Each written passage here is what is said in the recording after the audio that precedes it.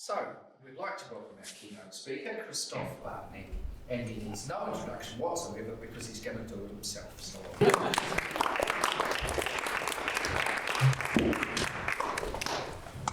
for an academic, it's a blessing to have this last name because it's so unusual. There are only two other academics in the world, and they've got different first names than me, so unique identifier, very nice. Anyway, if you want to talk to me about stuff, these are some topics that I'm interested in. I'm interested in human-robot interaction. I'm interested in ethics and design, swimming, and most of all Lego. You've seen some of my Lego puzzles over there. Any of these topics, I'm your man. And I work for the university. I'm currently in the Department of Computer Science. So if you want to talk about that as well, although that is far less interesting, I'm also your man. Right. Let me start off with that. So far today, I've just been very humbled. And the older I get, the more I realize how little I know, and that there are so many people here that know so much more about math than I do. So I don't think I can really tell you much about math that you not already know. What I am partly interested in is not necessarily the math itself, and that of course in itself can be entertaining, maths for the purpose of doing maths. But at some point, math gets applied to the world, and then we try to create a model, and these models can then be potentially useful. I mean, there's old saying, of course, that all models are wrong, but some are useful, and that is correct. But still, we use the language of math to create models to then help us to solve certain problems in the world. And that's what scientists do, and that's what we at the university do. However, that in itself cannot always be it, and I'll explain soon why that is. So let's start off with some math, and since you are all mathematicians, I'm certain that you can work this out very quickly. Here are 4 pairs of variables, and the question is to calculate certain statistics, such as the mean, the variance, the R and the R value, and I'm not going to make you do it. Here I did it for you. You see like the mean value of x1 is 9, the mean value of x2 is 9, and so forth. The variance for all of these, and then the correlation between x1 and y1, right? It's just data, it's just calculated. You have to trust me on this one. Yep, these are correct values. So my question to you is, looking at this, would you think it would be fair to come to the conclusion that x is equal, so x1 is equal to x2. So let's assume x is a product, and this is like how much people like this product, and this is the values you got in response. I mean, it could be anything really. But would you come to the conclusion, for example, that the product x1 is like as much as the product of x2? Okay, cool. And that's what math can do, right? And there's a reason why we do this kind of statistics, and that's all very well. Now, here's the thing. This tells you a story and you can draw conclusions. But without a visualization, you're going to miss something. If you plot these values, you get this. So there are certain things going on with the data that cannot be explained solely by the equations that I showed you so far.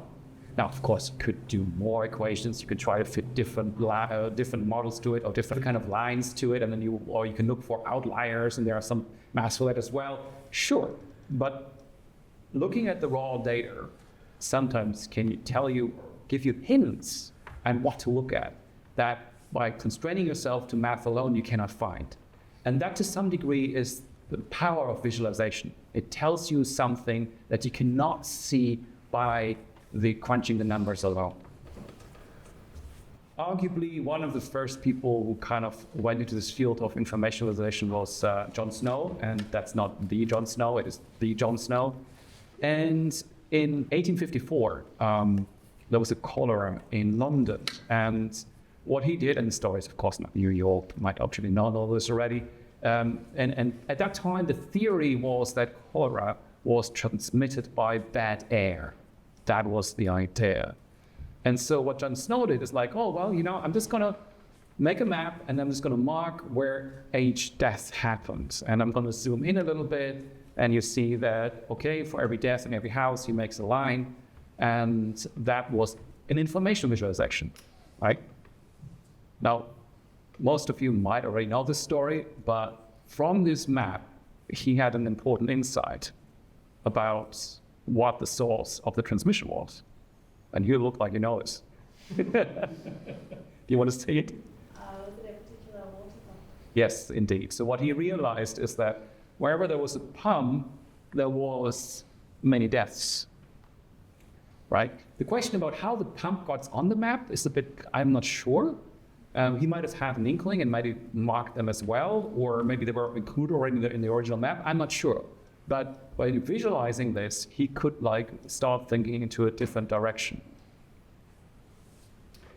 Now, when we look at information visualizations, there are, of course, we very often have to look at them. How good are they? And there are kind of 5 criteria that I use to help us judge how good or how bad a certain visualization are. And these criteria are truthful, functional, beautiful, insightful, and enlightening. And I will just go through all 5 of them quickly. So let's start with truthful. And I'll start with an example. And you will remember this, and this is an information visualization. This is a table, right? And they were so kind to post this table online, and you can zoom into it and to the column headings, and there it says tariffs charged to the US, including currency manipulation and trade barriers. And then the USA discounted reciprocal tariffs. So the story here was like, look, all those people treat us so badly, but we are the nice guys. We just, whatever they do, we just cut in half because we're the good guys, right? And well, that was what they do. That's just kind of their story. And then, of course, people were asking, like, well, how do you ever come up with these kind of numbers? Where does it come from? And then the White House actually published a paper in which they put this formula in there, and they gave each of these Greek symbols meaning. And for all of you mathematicians, you will find the star sign, the multiplication sign, are very interesting, just slightly unusual. But if you start to dig into the definitions of these terms, it turns out that this was just exports minus imports divided by imports, which is the trade deficit, and that was all there is to it. And this is called mathification. So the idea is that you try to hide some truth by using weird formulas and symbols to just hide what you're really doing. And so the set of rules that came up with that all trade surpluses are ignored. They get 10% anyway. And there's some rounding going on. And there was some rules about even and uneven numbers. And that's it. And yeah, so that was what they did. But there's more to it, and you might know this already. They included a country which is called Hurt and McDonald Islands. Anybody ever heard of them? Yeah, we know one, because I know why. Do you want to explain to us why? You can explain. Okay. So I didn't know where this place is, never heard of it. It's over here. And it's uninhabited. So not only were they not truthful, but they were also incompetent. Now, so this is an example of a visualization which is just not truthful. It is just the opposite of that. Now, let's move on to the next one, functional. So is it an accurate depiction, and can the audience draw meaningful conclusions from this? So I do here 2 visualizations, a pie chart and a line chart. So which one of these 2 do you think is more functional? And I'm not sure if you can see it in the back, but on the x-axis we've got a timeline, on the y-axis we've got population, and the line colors refers to ethnicities in New Zealand, so you can see how ethnicity changes over time in New Zealand. So who thinks the pie chart is more functional? Line chart? Slightly more on that one. Yeah, so I would argue that the line chart is better to visualizing changes over time. As a matter of fact, this is probably the only accurate pie chart that we have. And although the cake was definitely more delicious, There is one additional aspect to it, and there's a lot of visualizations that offer pie charts have one problem, and that is it's not just about the proportion that you want to visualize, but also potentially the size that you want to visualize. So if you have something that's double as big, a lot of programs would actually double the radius. But the problem is if you double the radius, you actually increase the area by much more, and therefore it's not an accurate depiction. So if you ever do that, you have to actually make sure that the area also plays along and you calculate that correctly as well. I have been lying before. The Japanese flag is not the only nice pie chart. There's one more example that I found, which is this one.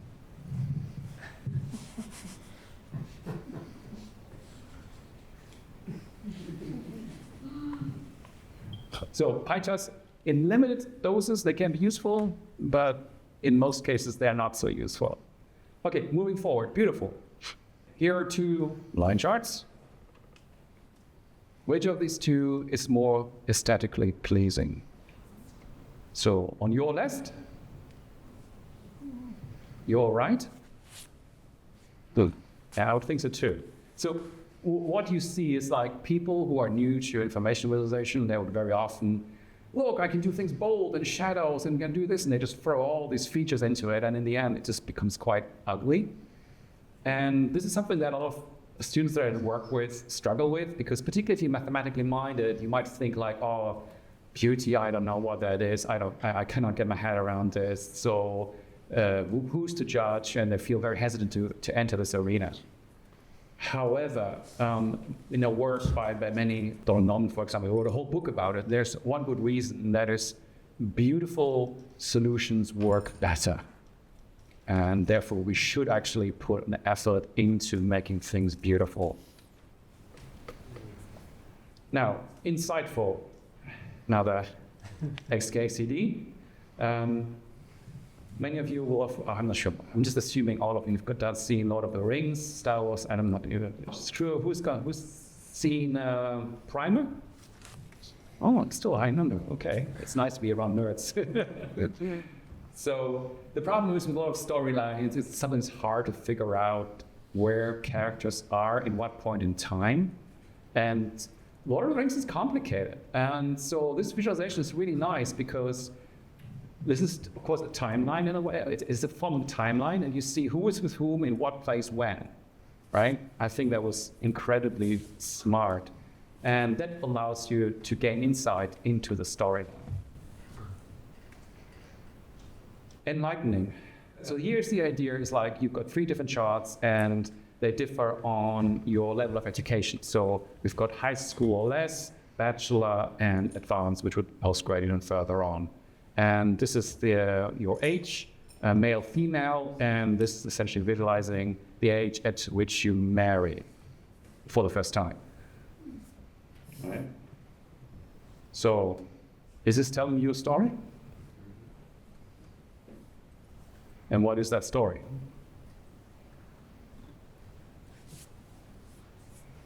Don't get married.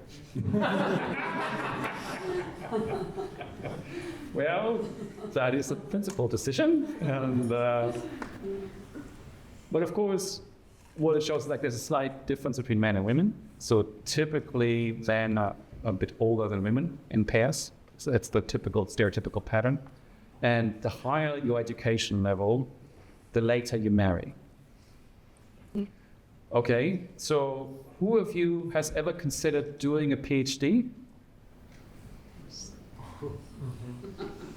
Considered. I didn't say you fall for it.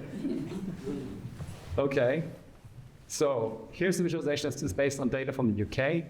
So of all the people in the UK who do a PhD, 53% go directly out of science and never see it again. Of those 47% that actually get a PhD, some of them go to non-university research, some kind of go into early career research in universities and then swing back into out of science, they drop out. 3.5% end up in a research position at a university, and 0.5% make it up to a level of professor. 0.5% people who get a PhD make it to professor. Yeah. That's hard to swallow for the PhD students. So again, this is something that I show to students and to put into perspective in terms of, well, what is their job perspectives in the future?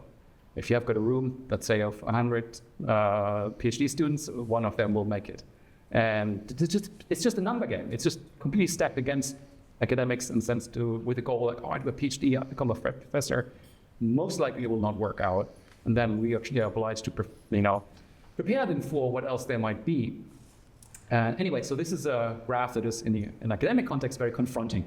And hopefully will change some of the minds of some of the prospective PhD students. Now, so those were the criteria that we use for visualizations. And the type of math that I do most often, statistics, which means that we do kind of some sort of experiments, we collect data, we analyze it, and that is something that I'm a bit more familiar with. And there are different types of data that you can visualize, of course. And this is a very nice artwork that I found. It's just raw data visualization. So who of you, I mean, one of you, who doesn't have a Google account? Meta, Facebook, Apple? Okay, so you're all in it, right? So these are the terms and conditions printed out. That's it. It is just to visualize how much you say yes to when you sign up for all of these type of services. And of course, nobody reads them, but it's a raw visualization of just raw data. And I think that's quite beautiful and effective. COVID. So again, it's just an area plot that gets slightly out of control. And I think it's a very, very powerful visualization of just raw data, right? And of course, it gets across that, wow, it's not just, it breaks the barrier of the graph and it spreads everywhere because that's what COVID is. I thought, oh, really, really clever. All right. Here's another chart that I found very enlightening or interesting. This is from a book, Dataclysm. So it's based on data of one of the big online dating sites. I don't remember now which one exactly it is. But here's the age of the women, and here's the average age of the male that they find most attractive. Right? It's a very simple graph, right? And of course, diagonal would be like, okay, a 30-year-old would find a 30-year most attractive. Okay? Right, so far so good. What do you think that looks like from the other perspective?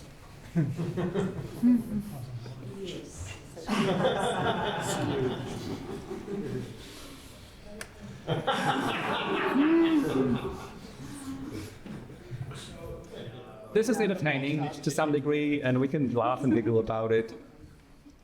But from my perspective, this visualization has a major flaw. And that is, again, it's a model. It's a model of the world, and all models are wrong.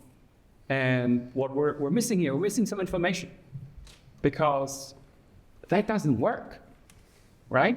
That would never work. And so if you look at other data, so for example, this is the data of the messages that men send to women. And then we could start to see a different pattern. And not just that, but we also first now start to have some sort of spread, right?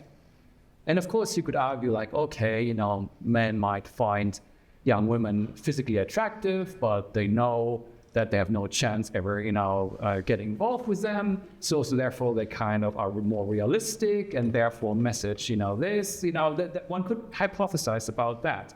But in the previous graph, we didn't have any information about spread. So there could be all kind of things going on with the data that is not clear. And if you look at how messaging, for example, is distributed, it's extremely unevenly distributed. So if you should be so lucky to be in the top 10% of being the most attractive, you're going to be bombarded with messages. Whereas anything else, not so much. And we also see that, of course, female receive more messages than male. And yeah, I mean, Sorry, is this messages sent or messages received? messages per week received. Received, okay, yeah.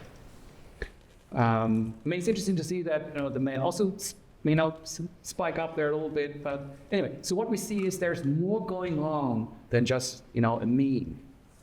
And so overall, if you just present means, that can be misleading. So what we need is always a form of spread, a form of variance in there that shows what's going on, because otherwise it can be really misleading. So overall, you'll probably be aware of this, that we've got analysis of variance. So here we've got the idea of a mean, and this is the spread. So if you, let's say, have two groups, that be men, women, doesn't really matter. If the mean of the two groups and the spread is the same, then normally we would come to the conclusion like, yep, there's no difference between these two groups, right? Super easy. Now, if the mean is different and the spread is different, then it's sure, they're absolutely different, super easy. This one is also relatively easy to explain, like the means are different, but the spread is the same. You also come to the conclusion like, well, that is actually different. So far, this is relatively easy to communicate. This one over here, that is the one that is hard to communicate to people who are not into statistics, because you can have a situation where you've got two groups which have the same mean, but they've got a different spread, and then we would actually conclude is that they are actually different. And that is hard to understand for a lot of people. Now, I've shown you now all of graphs, and now comes the point where I have to admit that all of this is useless. So this is probably the most useless graph I've ever seen. So we have, it's a book written by Stephen Wells, and he went through the Bible and he carefully counted all the deaths that can be attributed to God or Satan. And this is it, right? So Satan in the Bible killed around 10, and God over 2 million. I think all those genocides that he pulled off is a really bad idea. Do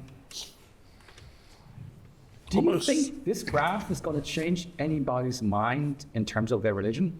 I would like to meet the person who did have their mind changed by it. They're both even numbers. So it's even. So you see, this is the problem. So having correct data is a necessary but insufficient condition to convince anybody of anything. And therefore, if you just constrain yourself in your jobs to like, hey, I'm just preparing the data, I'm just making the graph, and I just present it accurately, that's great, but it's not enough. Right, moving forward. AI, everybody's talking about AI these days, so I guess I have to do too. In statistics, you will be aware of that we've got 3 different types of variables. We've got nominal data, which is like categories like Cadbury and Whittaker. Okay, let's make a quick vote. Who's a Whittaker person? Cadbury? You're my people. Gold, silver, bronze. We've got now competitions. We talked about this, right? An interval. The one thing that is really interesting about intervals, there's one subdivision there. If you have length of 0, that means the absence of every kind of length. Whereas the value of 0 in temperature does not mean there's no temperature, it just means the temperature is 0. So subtle but important difference, and you can do a certain kind of different statistics depending on that. And then in visualization, we just have, these are the variables, these are the possibilities. You can kind of like make a very easy count of the possible combination of 2 variables, right? These are all there are, so there are not that many. And if you look at what kind of charts there are only a very limited amount of possibilities of how you can actually encode the information. So you can change the length or the height of an item, or the width, or you can change the area of an element, an angle, or I can change colors or positions. That's pretty much it. That's what all charts are based on. So again, a very limited set of possibilities to make changes. If you look at on the other side of, well, what can people actually process? What kind of things can we do? There are so much we can do. So we can judge positions in relationship to each other. We can judge lengths or directions or angles. We can perceive curvature, texture, or color. And that's, again, it's a limited set. So wouldn't it be nice that if you know the structure of your data in terms of what data types there are, to just make a mapping, right? Depending on what kind of data you have, it will just find the best chart for that kind of data. And yeah, that's done. So if you go to modern visualization software, if you describe your data accurately, it will pretty much automatically determine what is the best chart to visualize in it. Yes.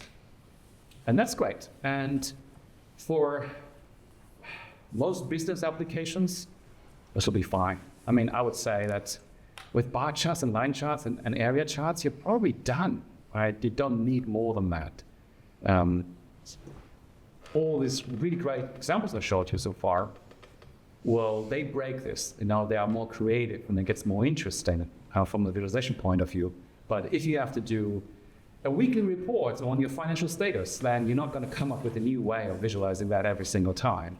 And just getting the basics straight and right is good. And a lot of the default settings that you find these days in visualization softwares are fine. They're okay. They're not great, but they're okay. They do the job. There are softwares available which is specialized on this, and they're doing a great job at it. And it's just better to use dedicated software that's good at it. Excel is a good software, but it's kind of like the jack of all horses. And jack of all trades. And so it can do a little bit of everything, but nothing really good. And it's actually not nice. And if you do this more regularly, and you have to do weekly reports or whatever, it just gets very tiresome of doing these kind of things manually over and over again. So there's a lot of automation possible. Anyway, I'm ranting. Moving on, AI. So this is a paper that the people from OpenAI brought out, and they looked at how people use ChatGPT. And I found that very interesting. And there's a chart in there. And I was like, cool, interesting. So let's look at that chart. So here we have a couple of different categories: multimedia, practical guidance, self-expression, and so forth. And then we've got percentages. So if we go for multimedia, 0.6%, 4.2%, 1.1%, that is a lot. Seeking information, specific info, purchasing, and that's like 18%. I couldn't make sense of it because it's weird. It turns out that they encoded the width of the column represents the total. So this is in a way some sort of pie chart to show you within this category, this is how it's distributed, and the width is supposed to show you the overall. And I was like, interesting. But I'm notoriously pedantic. So I zoomed in, and I was like, they use bitmap. That's weird. If you do charts, you don't like bitmaps. Bitmap's a bad idea. Always ever use vector. It's so much better. But anyway, made my life slightly more complicated because if you want to measure now what the values are, I had to go zoom in, and kind of measure the amount of pixels that each of these columns actually represents, which I did. And then because I'm extremely ironic, I uploaded that graph to ChatGPT, and I asked it to extract the values in that graph into a text file. And it can do that, which was very nice, saved me a bit of time. So kudos for that. I checked that it was correct. Yeah, the transformation was correct. And then we get a visualization. This is again just a table where you see the different kind of categories with the percentages associated to it. So, and it adds up to 100. Good, fine.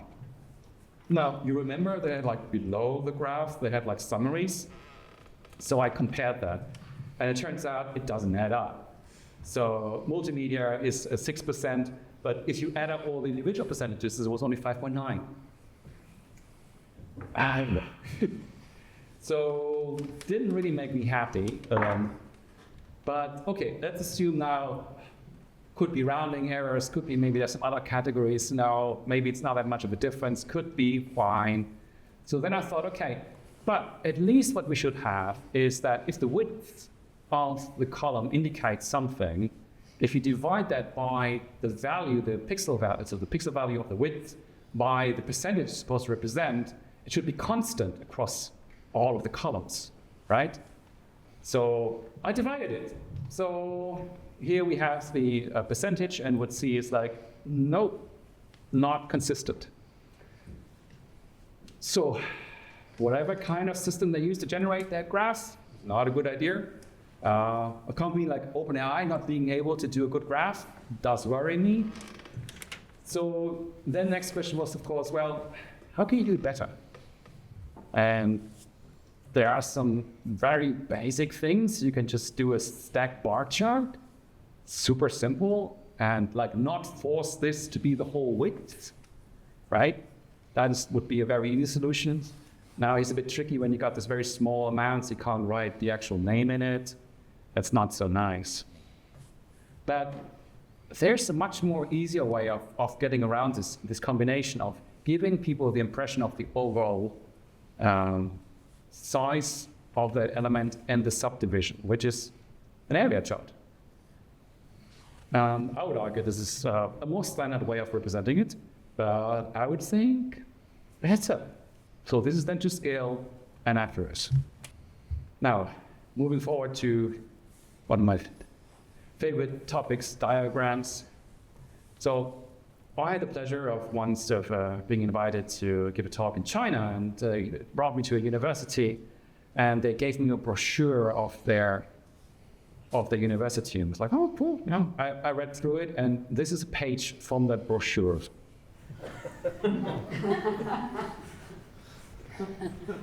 So I was like, how? Odd.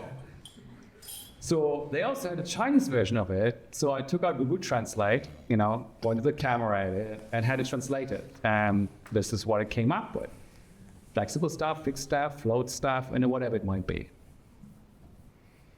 Even if you don't speak English, might even be your first language. Maybe you know nothing about it. It should be pretty clear that this is a bad idea. And the fact that this goes into print and is given out to people varies. But I mean, I don't want to particularly bash this particular university. I mean, this is something that, you know, a lot of graphs and visualizations are being created. If you're in management or consultants, I mean, they make me run so often. Company values chart, oh, yeah, I love those. So yeah, so we should be able to do better. And one of them, of course, you know, you will be familiar with Venn diagrams.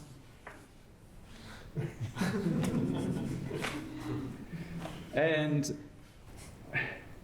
Venn diagrams are being used and abused a lot. And just to make clear that this is how it's supposed to be. So you have the sort of criteria for membership. And there are two different criteria. So you can say, okay, mammals are animals that suckle their offspring, and birds lay eggs. So here's the criteria that defines the membership. So this is the criteria, this is the particular instantiation of it, and then you've got the blue platypus who falls in the middle. That's how it's supposed to be. However, since this is such a fun thing to do, people do crazy with them. And this is probably my favorite one.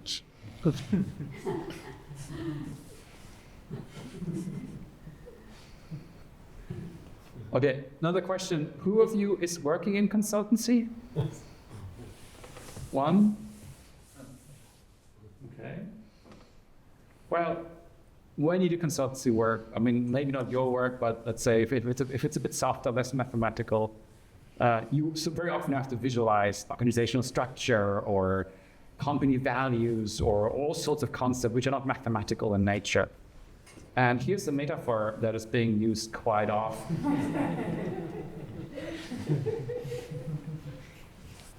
Okay, what's wrong with this?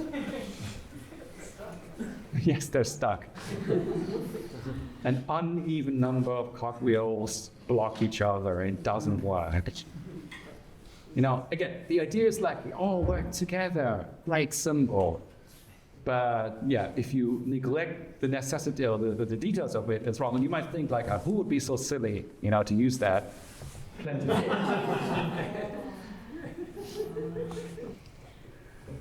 Anyway, so that's graphs. But I promised her I will squeeze in a little bit of Lego, which is about Lego colors, which is to some degree a mathematically interesting problem as well. What is the Lego red? What is the Lego blue? It gets complicated because the Lego company itself doesn't actually provide the actual measurements or information of the colors. And of course they don't do it because they don't want other people to copy it. Well, that didn't work. Of course there are lots of companies out there who do the exact same color. That didn't work. Anyway, so these are all examples from the Lego company itself. So this is from the digital designer software, which is now called Lego Studio. I went through some iterations. And occasionally they brought up PDF documents in which they actually showed the current color palette that they use. And me, pedantic, of course, I go in and I measure each value, each RGB value to figure out, well, which value now is it? And here's an example of, this color is usually referred to as 10. And here are different kind of sources of information that you can get. These are the RGB values, and this is like what it would look like on my screen, on my computer. It's all over the place. I then try to move over to print. So in print, we've got something called the Pantone system, where you have an actual printed example, and you can just hold the Lego brick next to it and see how well does it match. And there are also some math and algorithms to find this match, and so I just put these next to each other that's supposed to be the closest match. This is one way of doing it, but to be honest, the only real way is to actually measure the color. And so I got a colorimeter where it actually measures reflected light, and you can get this information. You can just measure it yourself, and so I did.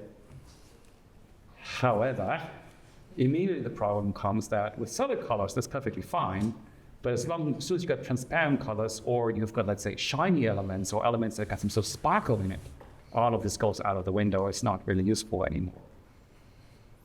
But there is a bigger problem, and I'll come to it very soon, is that how do you represent color? And color is one of those topics where you think like, yeah, I see it. It's clear. It's red, it's blue. What's so difficult about it? I started to look into color, and it turned out to be a complete bottomless pit. It is so deep. It is so incredibly complicated. It is amazing, and I gave up to some degree. So here are just different ways of how you can present color in different ways. So RGB, we're familiar with that. Hue, saturation, lightness. There are different models in which you can represent color, mainly in a computer system. And the one thing that we're all after is that, wouldn't it be great if you got like all of your Legos on the table, you would be able to arrange them, you sort all the colors, and you put them into an order, and it's a beautiful rainbow. And it turns out, impossible. So the problem is that you have a three-dimensional space, and if you map that into a one-dimensional space, you will always have these jumps, this kind of gap. So what this visualization is like, you take, I don't know how many colors, and you sample, like you create random colors, and you try to sort them. And here's a comparison of different sorting algorithms to sort these colors into something that looks something like a rainbow. And it doesn't work, which I found very interesting. This is a visualization, this is a timeline. So some of you are old enough to remember early on in Lego's time, there were far less colors. And over time, more and more came in.